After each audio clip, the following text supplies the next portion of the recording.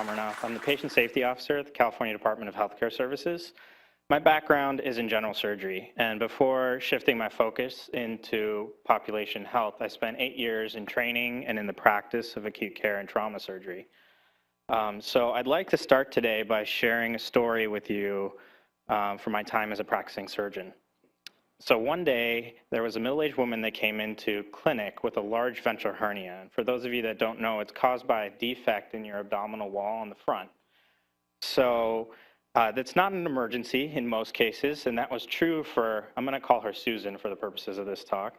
But it was unsightly, and it really bothered Susan, so she wanted it fixed. Being a surgeon, I wanted nothing more than to be in the operating room. So what's the problem, right? Well, we all know things aren't that simple all the time. In Susan's case, she was morbidly obese. And that's not necessarily a reason to keep from operating, but it sure makes things more complicated. So obesity is tied to increased rates of wound infection, wound dehiscence, recurrence of hernias, among many other complications. So in this situation, I did what most other surgeons would have done. I turned Susan away. I asked her to go lose some weight and then come back and see me. And then she asked me how she should do that. My answer at that time was to follow up with her primary care provider. When I think back on that encounter, I'm ashamed. Despite my years of training and all my medical knowledge, I failed Susan that day. It never once occurred to me to engage her in her own care, to sit down and find out why she so desperately wanted that hernia fixed, even though it wasn't an immediate threat to her health. Or find out what barriers she may have to weight loss and how we can overcome them together. For that, I have no excuse. And it took me years to come to that realization, and I think that's the real problem here. We're all trained to function in silos. It's a surgeon's job to operate, and that's about it. Don't ask any other questions. Well, that's simply not true. It's all of our jobs as healthcare providers, as patients, as human beings to work together to improve our health and well-being. I never heard from Susan after that one day in clinic, so I have no idea if she ever got the hernia fixed or if she ever lost weight. But I can't help but imagine that if I'd taken the time to form a connection and empowered her to achieve her goals, I could have actually made a difference. Well, at least I hope I could. So as we continue, I'd like you all to think about something. What does being healthy mean to you? Is it about eating better? Exercising every day? Maybe it's about staying out of the hospital, or perhaps just being happy. Maybe it's something completely different. But this is a question that we are grappling with at the Department of Healthcare Services as we strive to improve preventative medicine in the population that we serve. Part of our efforts are to decrease obesity among the Medicaid population in California. And we all know that obesity has far-reaching consequences. It is tied to increased morbidity and mortality in many aspects of health. It is expensive to the individual as well as health systems. Overall, obesity is one of the most critical and complex health issues of our time.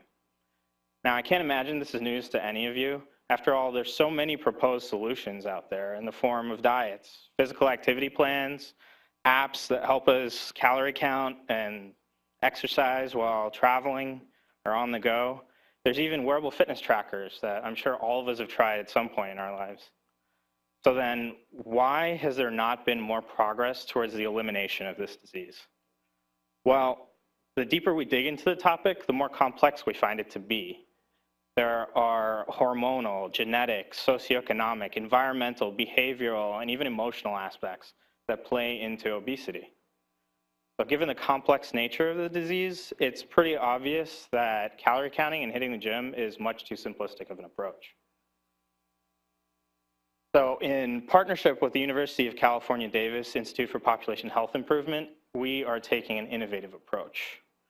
Based on the greater understanding behind and more evidence supporting social determinants of health, we're looking at the broader context of life, such as well-being, empowerment, and social connection. We're taking the concept of patient engagement that we've all talked about here and shifting that to a population health sphere of community engagement. We're calling this Project Connect. And it began in October of 2015, and our first year was spent conducting formative research.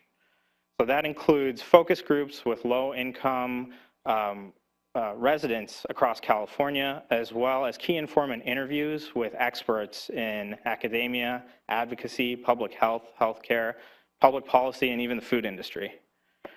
What we found was that strong personal relationships, a sense of connection, and belonging were the most common factors that were reported among respondents as contributors to a good life.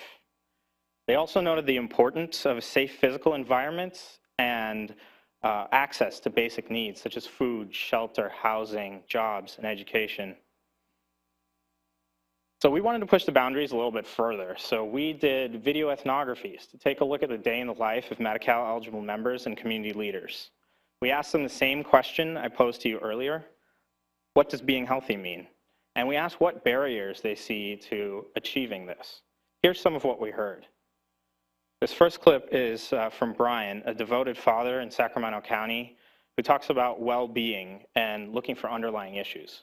There's almost always an underlying issue, and trying to figure out what the underlying issue is.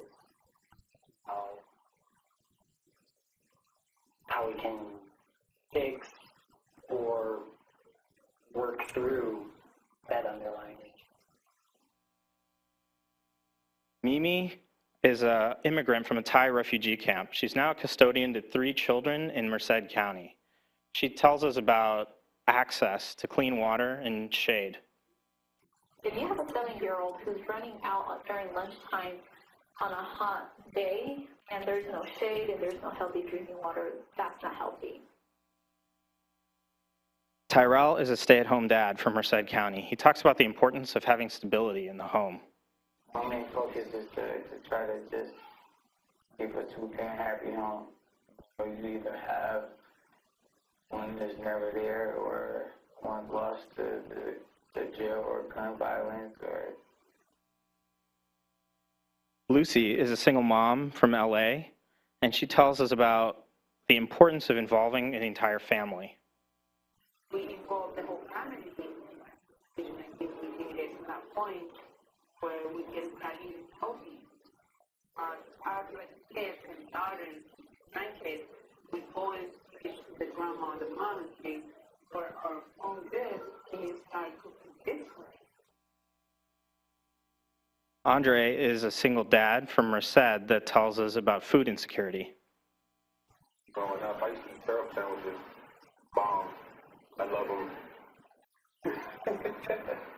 6th grade, and we would go to this alleyway where they would give out, sign our name on a piece of paper, we'd stand in a long line, and then they would give us sandwich bags and a milk. Lamar is a program coordinator for All Dads Matter, which is a program out of the Merced Human Services Agency. He tells us of the importance of establishing a safe environment. And they need a safe space where they can come and get some real useful advice, accountability, but with compassion as well.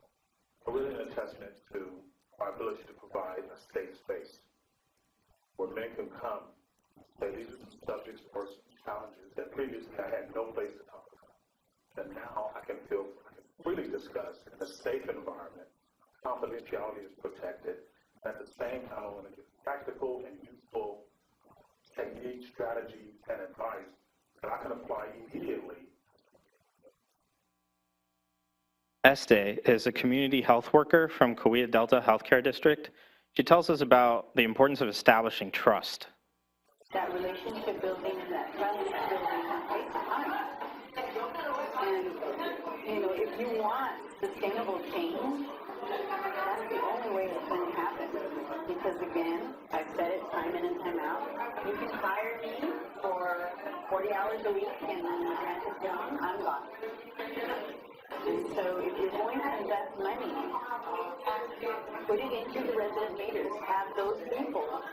They already have relationships established. You just have to train them on the topics that we want to get accomplished, or the initiatives that we want to get accomplished. Basse is the Associate Medical Director at Petaluma Health Center, and he tells us about having community awareness and self-care. It's aware of the issues that face our community. It's aware that the health center is wanting to engage the community in this conversation around what truly makes us healthy. We know that medicines don't make us healthy. When we make the symbolic gesture of an herb spiral or a tomato patch or a zucchini and put up a sign that says, this garden is for you because we care about you and we want you to care about yourself. So incorporating everything of what we've learned, we're just beginning the study design phase of our project. Our plan is to create a program to mitigate barriers and propel participants to that state where they actually feel healthy. And part of that process, we're creating a whole person lifestyle program as well as a community level communication and environment intervention. Our theory is that this holistic approach to advancing healthcare will lead to that outcome we desire, decreased BMI. So if we knew the true impact behind social connection, would that change the way we interact with each other? Would that change the way medicine is practiced? Well, we certainly hope so. Every one of us plays an equally important role in the advancement of healthcare. So I encourage each of you to engage with those around you, to form a connection, empower others to be the best version of themselves, and see what a difference that can make. I'd like to leave you with a few words from Ann, a community leader in Sacramento. On the sidelines. Right. Only make fine, marching up and down. Right.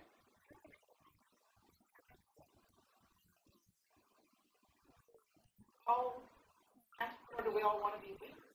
I think we all hold the play. Healthy life. Oh,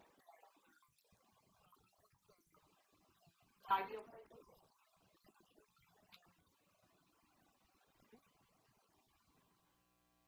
Thank you.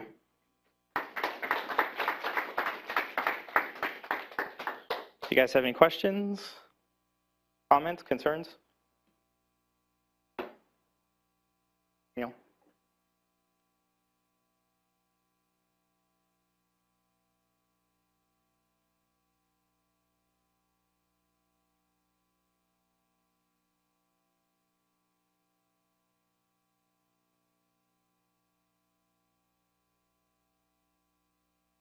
Sure, yeah. So we are going through a huge list of different types of measurements. And we have a little subgroup that are discussing what the most appropriate measurements are. And as Neil said, we're not just looking at BMI or numbers. We're looking at different types of assessments that measure resilience, well-being, among many other physical as well as social aspects to get a holistic picture of participants before, during, and after our interventions. We're also having a control group, which is almost like a waitlisted group because we anticipate that we'll see great success in implementing these programs, both the community level intervention as well as the whole person lifestyle program. So the control group is more of we keep it as control throughout the duration of our study, and then they get access to the interventions that we've developed as well.